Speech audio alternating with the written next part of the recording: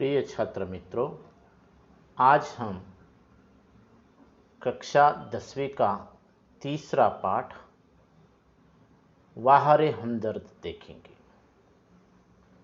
वहारे हमदर्द इस पाठ के लेखक घनश्याम अग्रवाल जी हैं, जिनका सबसे पहले हम परिचय देखेंगे। आपका जन्म 1942 को अकोला महाराष्ट्र में हुआ है। घनश्याम जी की रुचि अध्ययन काल से ही लेखन में विकसित हुई है।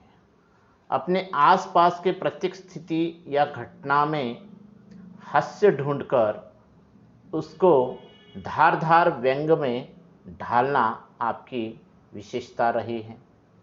आप अखिल भारतीय मंच पर एक हास्य व्यंग कवि के रूप में लोकप्रिय रहे हैं। आपकी प्रमुख कृतियाँ रही है हंसी घर के आईने, यह हास्य व्यंग है। आज़ादी की दुम, आई एम सॉरी, यह आपके हास्य कविता संग्रह है। और अपने अपने सपने, यह आपके लघु कथा संग्रह रहा है। घनश्याम जी ने हमेशा ही अपने लेखन के द्वारा एक हास्य को ढूंढकर एक धारदार व्यंग के रूप में प्रस्तुत करने का प्रयास किया है। ठीक उसी तरह इस प्रस्तुत पाठ में वहारे हमदर्द, इस प्रस्तुत पाठ में आपने एक दुर्घटना के माध्यम से विनोद को बड़े ही रोचक तरीके से या रोचक ढंग से आपने प्रस्तुत करने का प्रयास किया है। हमदर्दी कभी कभी किस तरह पीड़ादायी बन जाती है, हमें तकलीफ देह बन जाती है, इसका सुंदर तरीके से वर्णन किया है। मित्रों, इस पाठ को जानने से पहले सबसे पहले देखेंगे इसमें से जो नवीनतम शब्द आए हैं या कुछ नए शब्द आए हैं जिनका परिचय आपको होना ज़रूरी मानता हूं मैं। ऐसे कुछ शब्दों को हम देखेंगे। पहले तो है चिंता यानी फिक्र। दूसरा जो है शब्द हमदर्दी, जो इस पाठ के शीर्षक में है वहारे हमदर्द। तो हमदर्दी का मतलब होता है सहानुभूति। सहानुभूति यानी कि हम दूसरों के प्रति अपनी अच्छी भावना दिखाना या अपनी अच्छी विचार रखना। तीसरा जो शब्द है एहसान। एहसान का मतलब होता है कृतज्ञता। कोई हमारे ऊपर एहसान कर देता है यानी कि आप उसके कृतज्ञ रहना आपका कर्तव्य होता है। और उसके बाद का जो शब्द आया है जो कि नया है औंधा। औंधा का मतलब होता है उल्टा। तो यह जो शब्द है फिर से एक बार मैं दोहराता हूँ। फिक्र यानी चिंता, हमदर्दी यानी सहानुभूति, एहसान यानी कृतज्ञता और औंधा यानी उल्टा। तो मित्रों, इस पाठ को अब मैं आपके सामने प्रस्तुत करूंगा। सबसे पहले तो इस पाठ का जो सबसे महत्वपूर्ण उद्देश्य है कि आपके जीवन में बहुत सारे प्रसंग ऐसे आ जाते हैं जहां पर आप जाने अनजाने में या चाहे अनचाहे वह दुर्घटना आपके साथ घट जाती है। लेकिन इस दुर्घटना को होते हुए भी कुछ लोग तो हर एक दुर्घटना को बड़ा ही पीड़ादायी या दुखदायी समझते हैं। असल में वह दुखदायी होती है, पीड़ादायी होती है। लेकिन घनश्याम जो है वे अपने जीवन में इस दुर्घटना के बीच भी किस तरीके का व्यंग या हंसी ढूंढते हैं और इसको एक ढंगदार तरीके से एक व्यंग्यता के साथ प्रस्तुत करने का प्रयास इस प्रस्तुत पाठ में किया है। एक दिन क्या होता है, घनश्याम जी एक भाषण सुनकर आ रहे थे जिसका विषय था पूंजीवादी और समाजवादी अर्थव्यवस्था। पूंजीवादी एवं समाजवादी अर्थव्यवस्था के विचार घनश्याम जी के मन में यानी कि जहन में घूम रहे थे। विचारों का सैलाब उठा था और इसके प्रभाव के कारण घनश्याम उस भाषण सुनकर अपने घर की तरफ अपने साइकिल पर आ रहे थे। आदमी जब किसी विचार से प्रेरित हो जाता है तो उसमें थोड़ा सा एनर्जी भर जाती है या थोड़ी सी ऊर्जा प्राप्त होती है। उन विचारों के उड़न खटेलों में बैठकर वह उड़ने लगता है। ठीक इसी तरह घनश्याम अपने साइकिल पर अधिक जोश में जा रहे थे। इनकी साइकिल जोश में जा रही थी, सामने से एक कार जो है उसी जोश में आ रही थी। फिर उस कार को अधिक गुस्सा आया या मेरी साइकिल अधिक जोश में जा रही थी, इसका मुझे तो पता नहीं चला, लेकिन यह निश्चित रूप से मैं नहीं कह सकता। अब मेरी साइकिल और वह कार जब करीब आए तो विरोधियों की तरह एक दूसरे से घृणा की नजर से देखने लगे और देखते हुए एक दूसरे से जा भिड़े। मैंने खामखा पूंजीवाद और समाजवाद के झगड़े में टांग अड़ाई, फलस्वरूप मेरी टांग टूट गई।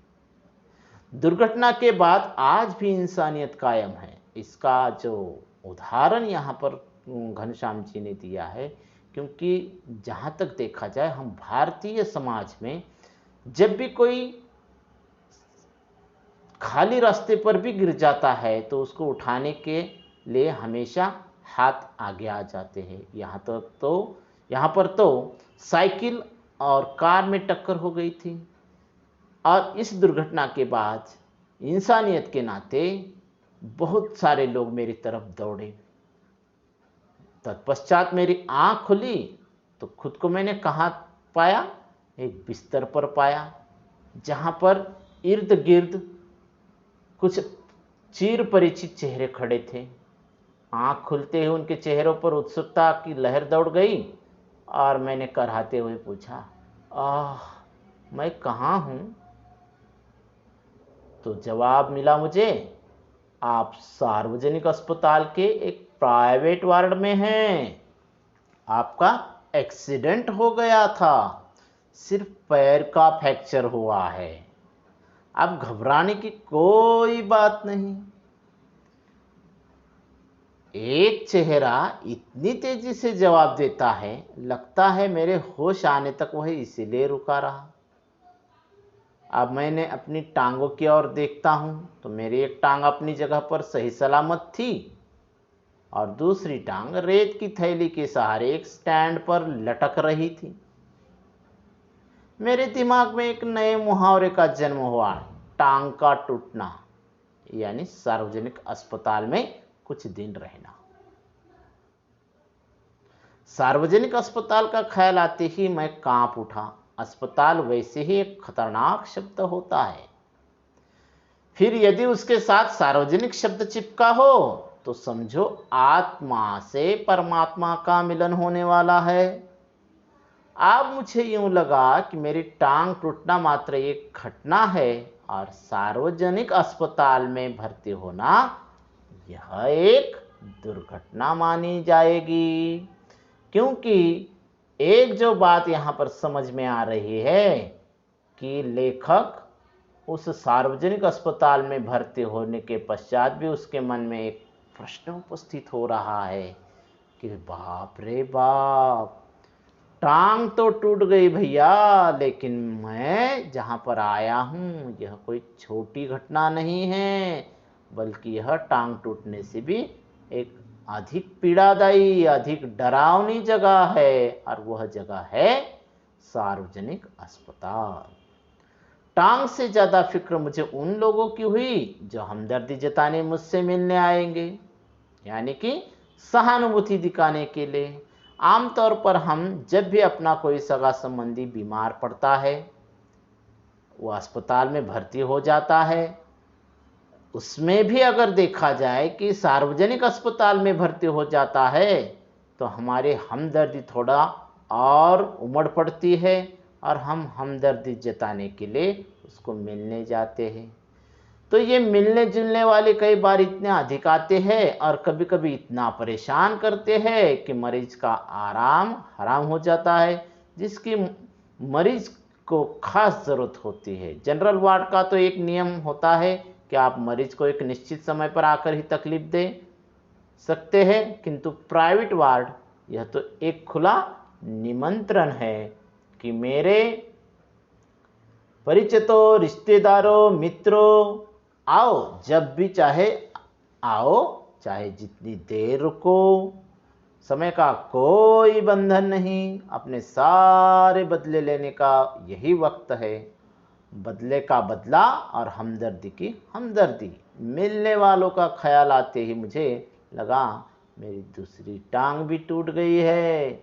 यानी कि घनश्याम जी के मन में हमदर्दी को लेकर, यहाँ तक कि अपने लोगों के हमदर्दी को लेकर एक डरावनी सी सूरत बैठ गई है कि जहाँ पर भी हम भर्ती हो जाते हैं तो वहाँ पर मिलने को आने वाले का तांता लग जाता है।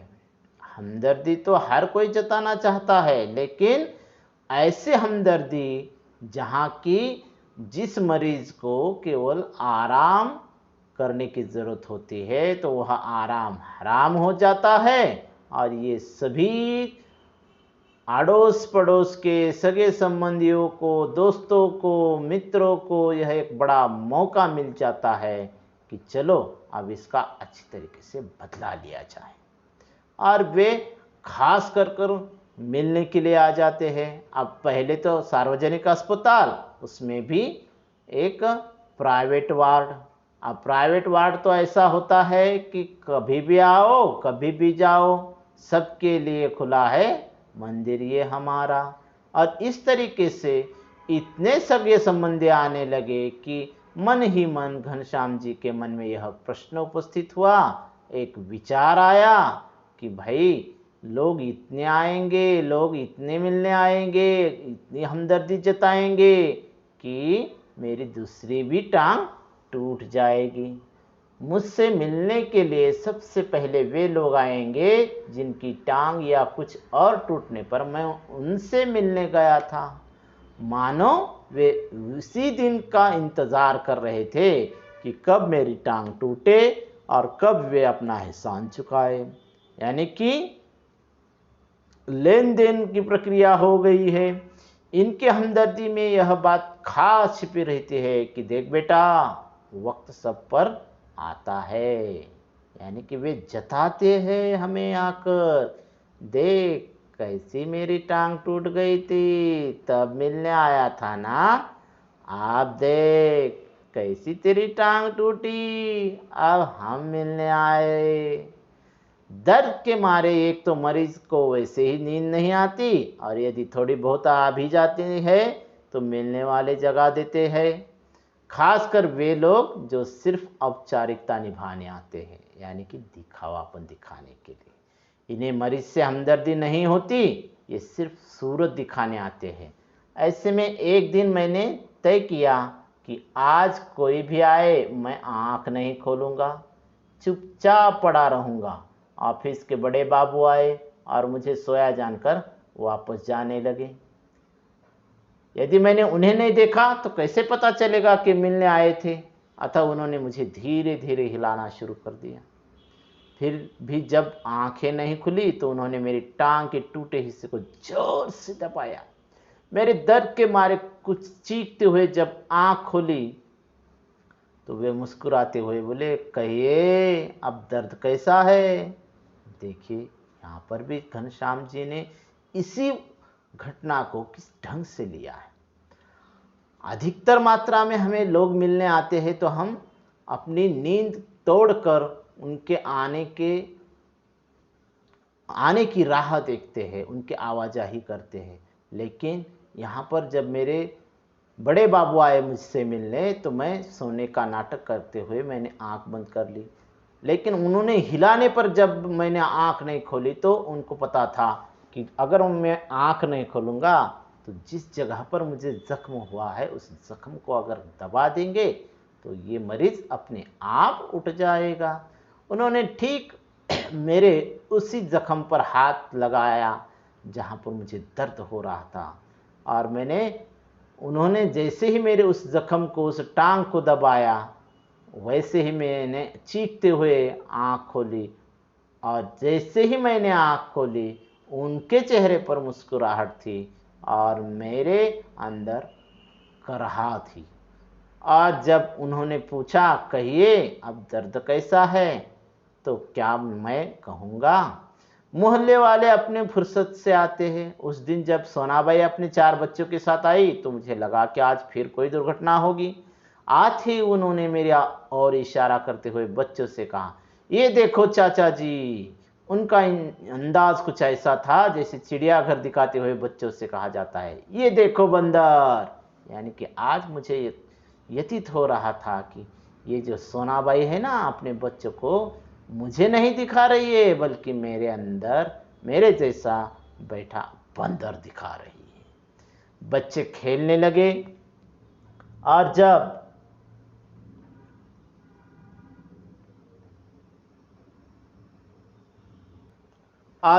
उन बच्चों ने मुझे देखा तो बच्चे खेलने लगे। एक कुर्सी पर चढ़ा तो दूसरा मेज पर। सोनाबाई की छोटी लड़की दवा की शीशी लेकर कथकली डांस करने लगी। रप रप की आवाज़ से मेरा ध्यान बटाया। क्या देखता हूँ कि सोनाबाई का एक लड़का मेरी टांग के साथ लटक रही रेती की थैली को बॉक्सिंग की प्रैक्टिस कर रहा था। मैं इसके पहले कि उसे मना करता, सोनाबाई की लड़की ने दवा की शीशी पटक दी। सोनाबाई ने एक पल लड़की को घूरा, फिर हंसते हुए बोली, भैया पेड़े खिलाओ, दवा गिरना शुभ होता है। दवा गई, समझो बीमारी गई। इसके 2 घंटों बाद सोनाबाई गई, यह कहकर कि फिर आऊंगी। मैं भीतर तक कांप गया, क्योंकि सोनाबाई और उनके वे 4 बच्चे और उन 4 बच्चों का यह डांस, बॉक्सिंग, खेलना, कूदना, लटकना, अरे बाप रे बाप। कुछ लोग तो औपचारिकता को निभाते हुए हर दर्द के हद को पार कर देते हैं। विशेषकर वे रिश्तेदार जो दूसरे गांव से मिलने आते हैं। ऐसे में एक दिन एक टैक्सी कमरे के सामने आकर रुकी। उसमें से निकलकर एक आदमी आते ही मेरी छाती पर सिर रखकर औध पड़ रोने लगा और कहने लगा, औध पढ़कर रोने लगा यानी कि उल्टा पढ़कर रोने लगा और कहने लगा, हाय तुम्हें क्या हो गया, कार वालों का सत्यानाश हो। मैंने दिल में कहा कि मुझे जो हुआ है सो हुआ, पर तू क्यों रोता है, तुझे क्या हुआ।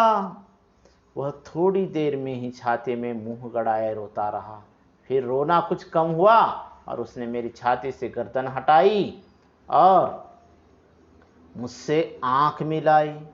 तब उसके मन में आया कि अब इनसे बात करूं, और एकदम सा चुप हो गया। फिर धीरे धीरे हंसते हुए बोला, माफ़ करना, मैं गलत कमरे में आ गया था। आजकल लोग ठीक से बताते भी नहीं तो नहीं, गुप्ता जी का कमरा शायद बगल में है। अच्छा भाई, माफ़ करना। प्रिय छात्रों, आज हम इस पाठ का पहला भाग यहाँ पर समाप्त करते हैं। आशा करता हूँ कि यह पहला भाग आपको पसंद आया होगा और अगले वाले भाग में हम फिर से मिलेंगे।